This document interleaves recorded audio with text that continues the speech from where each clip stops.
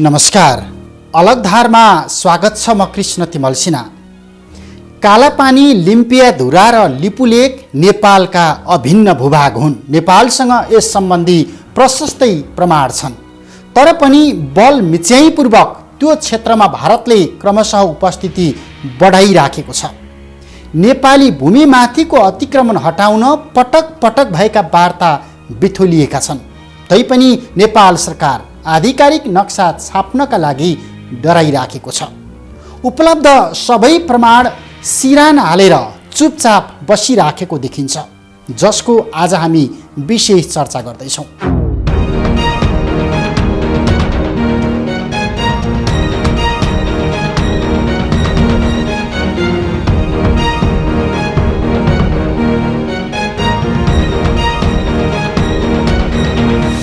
लिपुलेक र कालापानी क्षेत्र लामो समयदेखि नेपाल भारत समस्याको कारण बनिराखेको छ, जुन समस्या समाधानका लागि 2057 सालमा तत्कालीन प्रधानमन्त्री गिरिजाप्रसाद कोइराला र भारतीय समकक्षी अटल बिहारी वाजपेयीका बीचमा दिल्लीमा वार्ता भएको देखिन्छ। त्यस लगत्तै दुई मुलुकका विदेश सचिव स्तरमा यो विवाद टुङ्ग्याउने सहमति समेत भयो। तर त्यसको 20 वर्षपछि सीमा विवाद टुङ्ग्याउने पुरानो त्यो प्रतिबद्धता लत्याउँदै भारत एक्लै अघि बढेको मात्र छैन, अहिले नेपालको भूमि भोग चलन गर्ने प्रश्नमा चीन समेत विवादित ढङ्गबाट मुछिन पुगेको छ। राष्ट्रियताको प्रश्नमा सरकार अझै उदासीन। सयौं प्रहरी भिआइपीको घरमा, सीमामा सुरक्षाकर्मीको अभाव। सरकार रवाफ मात्रै देखाउने कि सीमा बचाउने?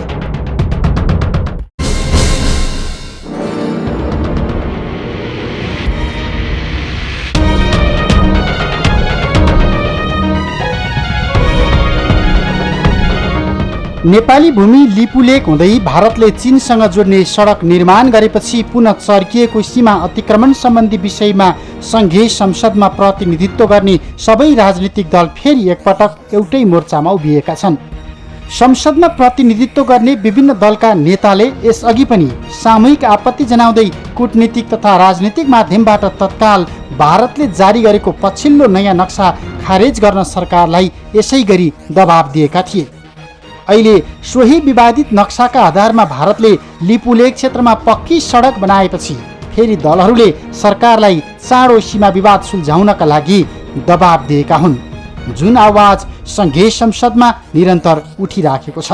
कोरोनाको सङ्क्रमणबाट एकदम पीडित भइरहेको अवस्थामा विस्तारवादी नीति अपनाएर नेपाललाई हस्तक्षेप गर्ने, सार्वभौम नेपाललाई हस्तक्षेप गर्ने सदियौँदेखिको यो मिचाहा प्रवृत्ति, यो हेपा प्रवृत्तिलाई सरकारले सहेर बस्नु हुँदैन। सामान्य प्रधानमन्त्रीज्यूले कालापानी भूभागमा सडक ट्र्याक खुलेको आफूलाई कसैले नभनेको साँचो हो भने अत्यन्त आपत्तिजनक अभिव्यक्ति हो भन्ने हामीलाई लाग्दछ।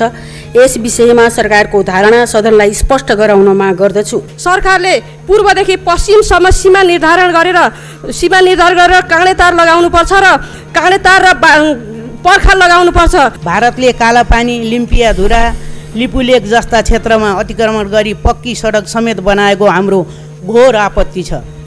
उक्त भूभाग फिर्ता लिन अविलम्ब कूटनीति पहल गरियोस् भन्ने अध्यक्षज्यू मार्फत सम्बन्धित निकायको ध्यानाकर्षण गराउँछु, माग गर्न चाहन्छु।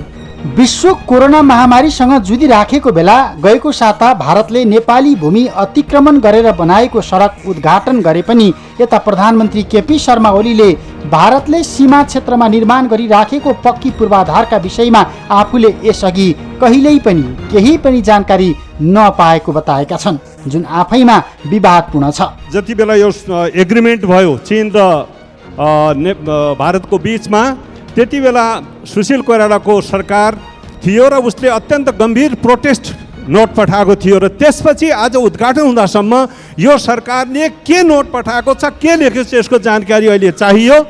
यो सरकारको बाटो बन्दै थियो भन्ने कुरा जानकारी यदि छैन भने यसको सूचना माध्यम समाप्त भएका हुन् कि?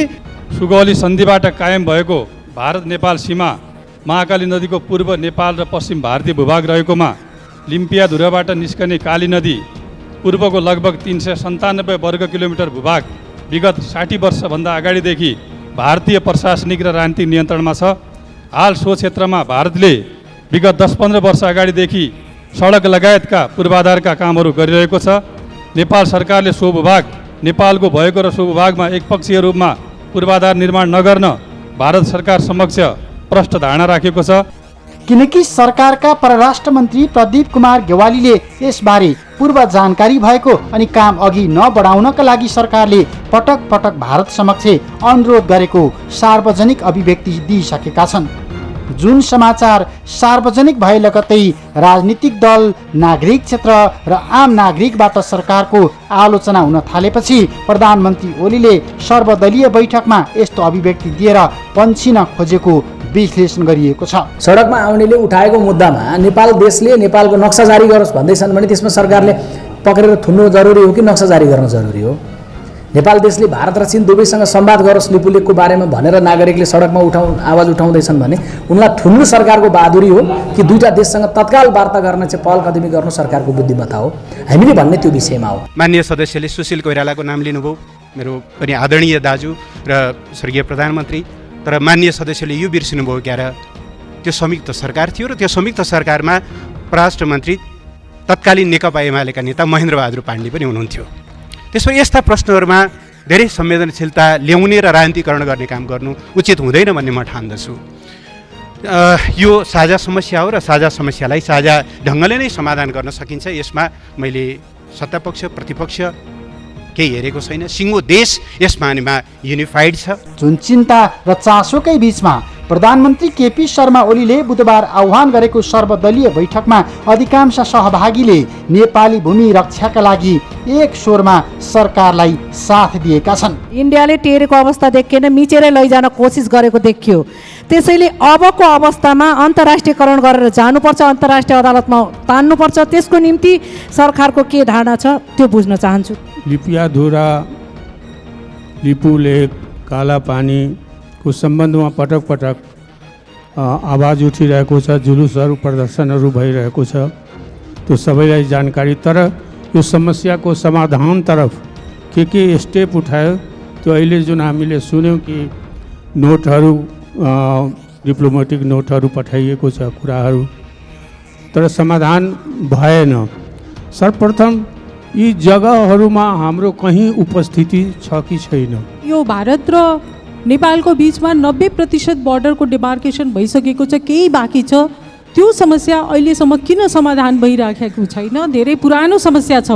यो मात्र एउटा अति राजनीतिकीकरणको विषयवस्तु त सरकारले बनाउन खोज्या होइन।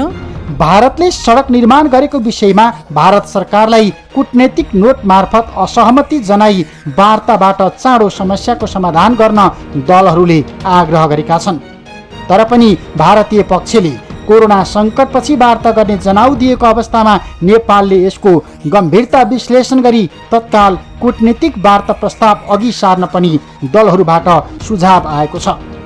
सङ्घीय संसदको प्रतिनिधि सभा अनि मिनी संसद मानिने संसदीय समितिहरूमा समेत यो विषय जोड तोडले उठिराखेको छ। भारतले नेपाली भूमिलाई अतिक्रमण गरेर ल्याएको छ। त्यो भूमिमा दुई देशका बिचमा, दुई देशको सरकारको बिचमा छलफल वार्ता गरेर कूटनीतिक सम्बन्ध गरेर त्यो आफ्नो अतिक्रमण गरेको भूमि फिर्ता गरी त्यहाँ सुरक्षाको लागि जङ्गे पिलर र काँडे तार गरेर लगाएर सेनालाई त्यो सुरक्षा गर्नको लागि सेनालाई जिम्मा दिनुपर्छ भन्ने म नेपाल सरकारसँग अनुरोध गर्न चाहन्छु। मोदी सरकार जहिले आयो त्यो बेलादेखि नेपाललाई हैरान पारै गर्यो। कहिले संविधान जारी गर्न पाइँदैन भनेर उफ्रिन्छन्, कहिले भूकम्पले थला परेको नेपाललाई नाकाबन्दीको हैरानी बनाएर खत्तहस पार्न खोज्छन्, कहिले कोरोनाग्रस्त भएको बेलामा सीमामा मनलाग्ने काम गरेको हल्ला खल्ला प्रचार गर्दै काम गर्छन्। यो काम 2007 सालदेखि 2017 सालसम्म विभिन्न सन्धिहरू भए।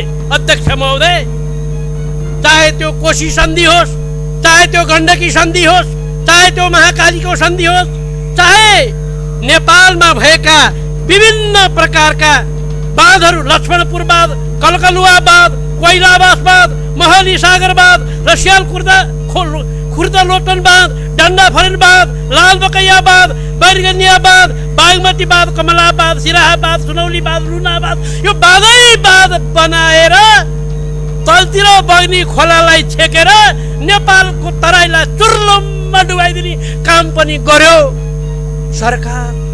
नतमस्तक त्यो बेलामा नि भयो। त्यसैले अहिलेको सरकारले यही बेला हो मौका सधैँ आउँदैन, मौका ठ्याक्क अहिले आएको छ। नेपाली जनता एकजुट भएको बेला छ। यही मौका पारेर जति नेपाली जनतासँग लिनुपर्ने हो, जति पैसा चाहिने हो, त्यो कुरा घोषणा गरेर यही आर्थिक वर्षबाट नै तारजाली लाएर राति करेन्ट छोड्ने, दिउँसो करेन्ट निकालिदिने, त्यो तारजाली चाहिँ पुरा देशलाई दक्षिणको र पश्चिमको र पूर्वको भागबाट लगाउने यो काम तत्काल गरिनु पर्दछ। सबै दलका शीर्ष नेताले सरकारले निकालेको पछिल्लो विज्ञप्ति अनि सरकारमा रहेको दलका शीर्ष नेताको भनाइको समर्थन गर्दै परिणाममुखी संवादबाट सीमा विवाद हल गर्न सुझाव दिएका छन्, जस अन्तर्गत यही साता पहिलो पटक दार्चुलाको सीमा क्षेत्रमा सशस्त्र प्रहरीको एउटा सानो क्याम्प खडा गरिएको छ।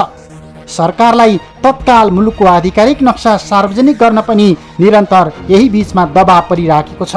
सरकार सडकमा निक्लेर प्रदर्शनी गर्दै गर्दा हाम्रो भूमि फिर्ता गर भन्दै गर्दा ती भूमि फिर्ता गर भन्ने नेपाली नागरिकलाई डन्ठा चलाइरहेको छ, थुनिरहेको छ।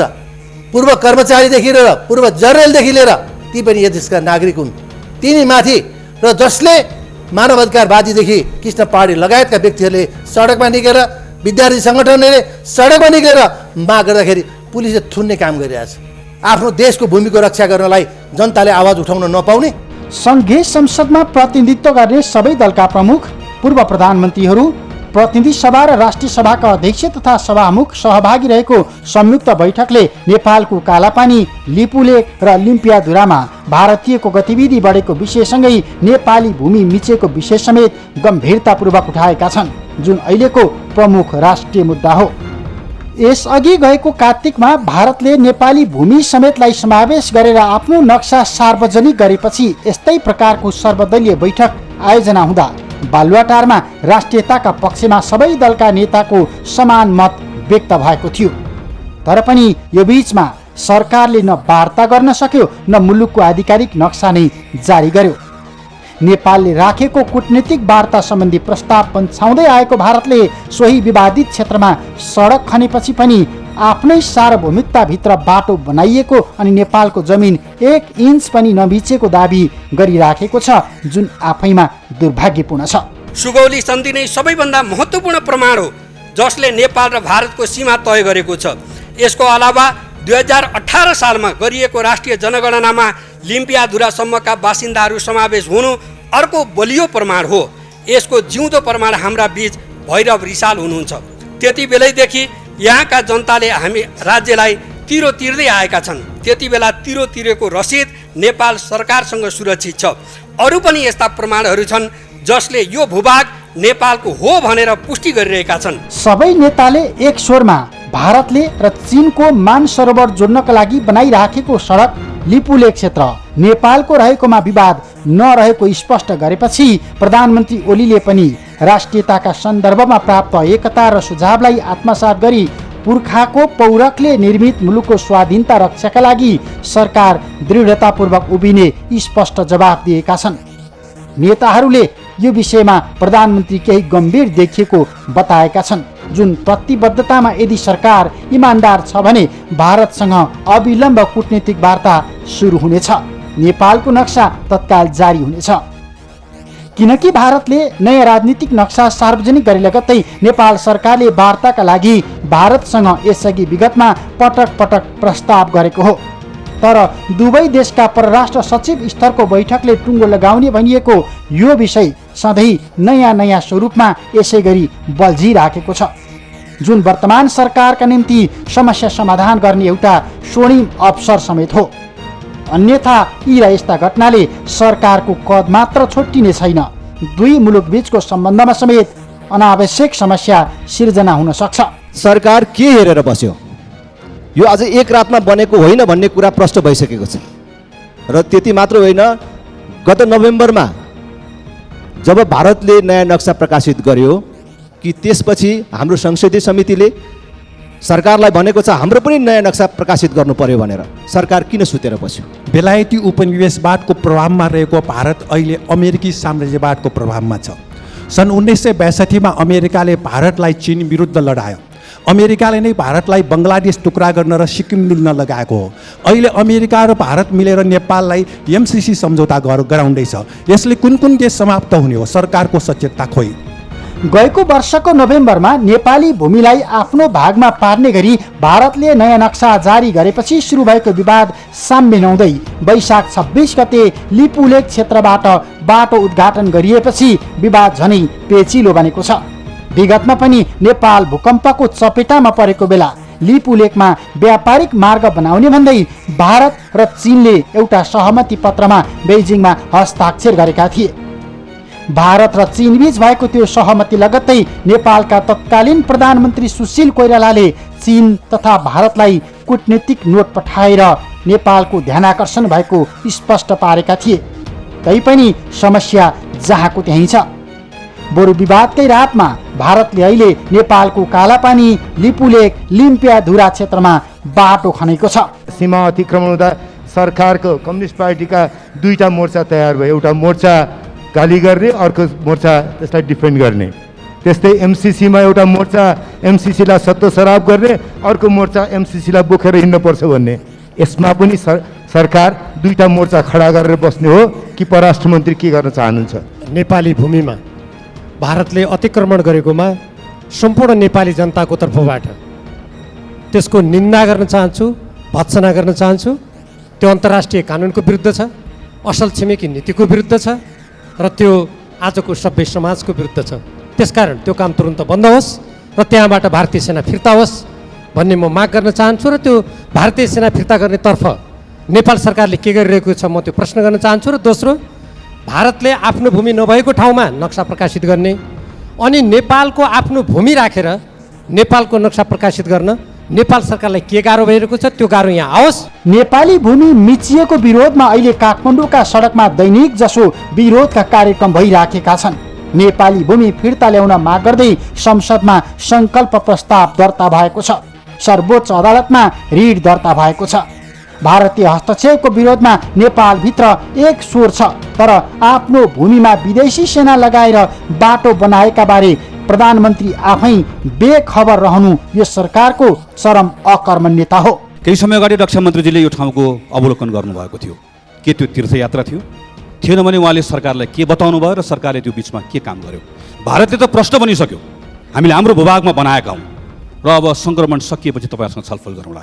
के नेपालले अब रिग्रेट गरेर मात्र बस्ने हो वा नेपालले कूटनीतिक नोट जारी गरेर विरोध जनाउँदा समेत भारतले अहिलेसम्म गल्ती सच्याएको छैन।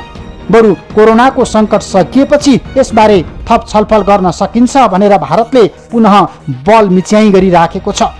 यो यति जटिल विषयलाई यसरी हलुका ढङ्गले लिनु अनि कोरोनापछि छलफल गर्ने भनेर प्रतिक्रिया जनाउनु आफै समस्या समाधानमा उदासीन देखिनुको अर्को गतिलो प्रमाण हो।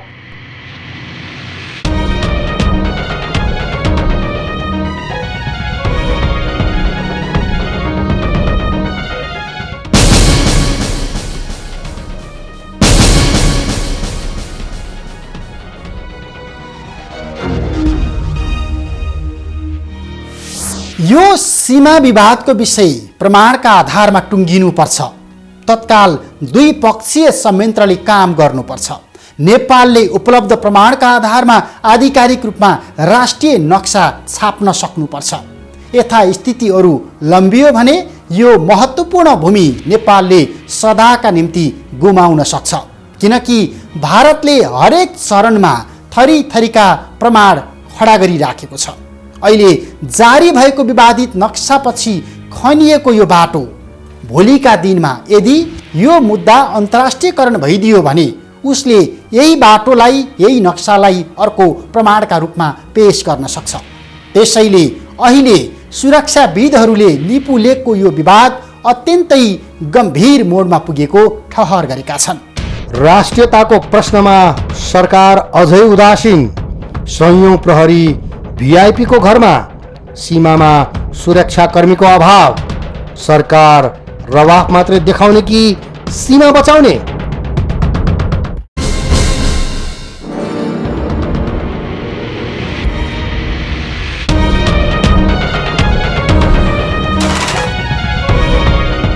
नेपाल भारत तथा नेपाल चीन दुवै देशसँग सीमा रक्षाको जिम्मा अर्धसैन्य बल सशस्त्र प्रहरीसँग छ, तर सीमा सुरक्षामा जनशक्तिको हिसाबले उसको उपस्थिति कमजोर छ। नतिजामा नेपाली भूमि निरन्तर अतिक्रमणको चपेटामा परेको छ। अर्धसैन्य बल सशस्त्र प्रहरीको जिम्मेवारी सीमा सुरक्षाको भए पनि कुल जनशक्तिको न्यून अर्थात् 15% मात्र सीमा सुरक्षामा खटिनु परेको छ। हाल सशस्त्रसँग करिब 37,200 जनशक्ति रहेका छन्। यी मध्ये 120 बीओपीमा करिब 6,000 को हाराहारीमा मात्र सीमा सुरक्षाका लागि जनशक्ति खटिएका छन्। 2057 सालमा माओवादी हिंसा नियन्त्रण गर्न अर्धसैन्य बल सशस्त्र प्रहरीको स्थापना गरिए पनि अहिले सशस्त्र बललाई सीमा रक्षाको जिम्मा दिएको छ। तर राज्यले सशस्त्र प्रहरीलाई सीमामा मात्र केन्द्रित गर्न सकेको छैन। 2062 सालदेखि भन्सारको गस्ती, भिआइपी को सुरक्षा लगायतको जिम्मा सशस्त्रलाई दिएपछि सीमामा उसको उपस्थिति कमजोर बनेको हो।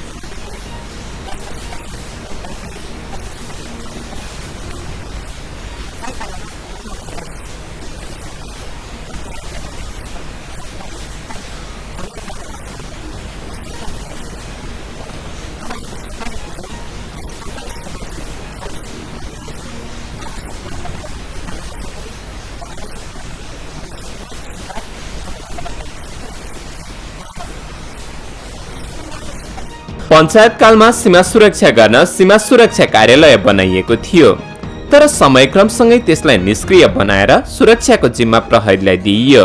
2064-65 साल पश्चात अर्धसैन्य बल सशस्त्र प्रहरी बललाई सीमा रक्षाको महत्त्वपूर्ण जिम्मेवारी सुम्पिएको हो। हाल 37,000 जनशक्तिको सम्पूर्ण शक्ति सीमा सुरक्षामा राज्यले खटाउन सकेको छैन। भन्सार गस्तीमा हजारौं जनशक्ति खर्च गर्दा सीमामा सुरक्षा बलको थप आवश्यकता छ। भारतले हरेक 3 किलोमिटरमा बीओपी राखे पनि नेपालमा भने सशस्त्र प्रहरी बललाई अनावश्यक प्रयोजनमा राज्यले खर्च गरिरहेको छ।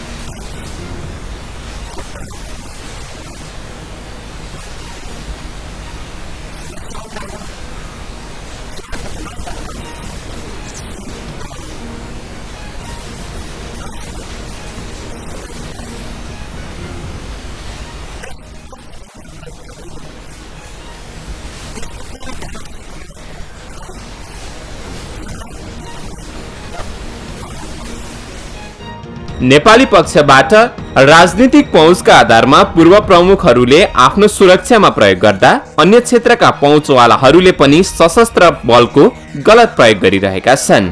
सशस्त्रको प्रयोग बहुक्षेत्रमा हुँदा यो संस्थाको साख पनि गिर्दो अवस्थामा छ। सीमा सुरक्षा गर्न असक्षम भएको दाग लागिरहेको छ।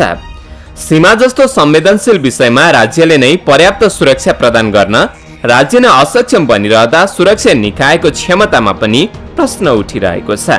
तर सुरक्षा निकायका अन्य अङ्ग अर्थात् सेना र प्रहरी सीमा सुरक्षाको जिम्मा सशस्त्रको भएकाले उसको क्षमता विकासमा राज्यले ध्यान दिन जरुरी रहेको बताइरहेका छन्।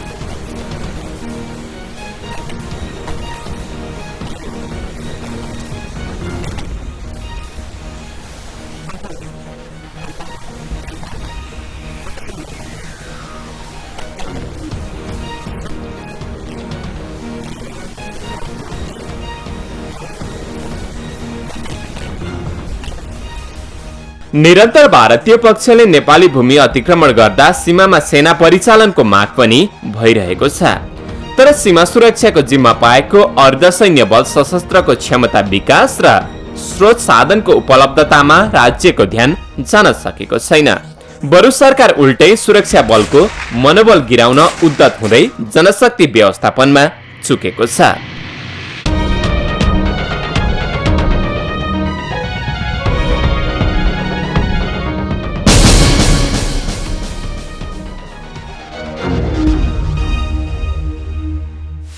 प्रश्न उठ्छ, लिपुलेक बारे भारतसँगको विवाद नटुङ्गिँदै 2072 सालमा नेपाललाई बेवास्ता गरेर चीनले किन भारतसँग द्विदेशीय नाका सञ्चालनसँग सम्बन्धित त्यो सम्झौता गर्यो?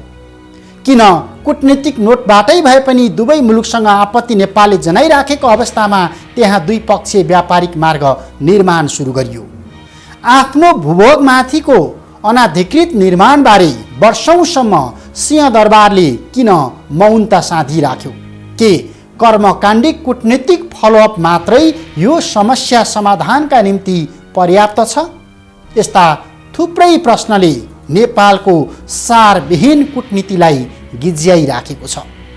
यदि यो तत्काल सच्चिएन र मुलुकको सार्वभौम सत्ता तथा भौगोलिक अखण्डताको पक्षमा दलहरू उभिएनन् भने त्यस्ता दल अनि तिनका नेताहरू इतिहासको रक्षानमा पुग्नेछन्। हवस् त, अलगधारको आजको समय सकियो। कार्यक्रमका सन्दर्भमा तपाईका कुनै सुझाव, सल्लाह अथवा प्रतिक्रिया छन् भने हामीलाई टेलिफोन नम्बर 400653 अथवा मोबाइल नम्बर 9802002006 मा सम्पर्क गर्न सक्नुहुन्छ। यस्तै अलगधार इमेज च्यानल्स @gmail.com मा इमेल पनि गर्न सक्नुहुनेछ। हामीलाई फेसबुक र ट्विटरमा पनि तपाईँ फलो गर्न सक्नुहुनेछ। आजको कार्यक्रमबाट अलगधारको सम्पूर्ण युनिटलाई बिदा दिनुहोस्। नमस्कार।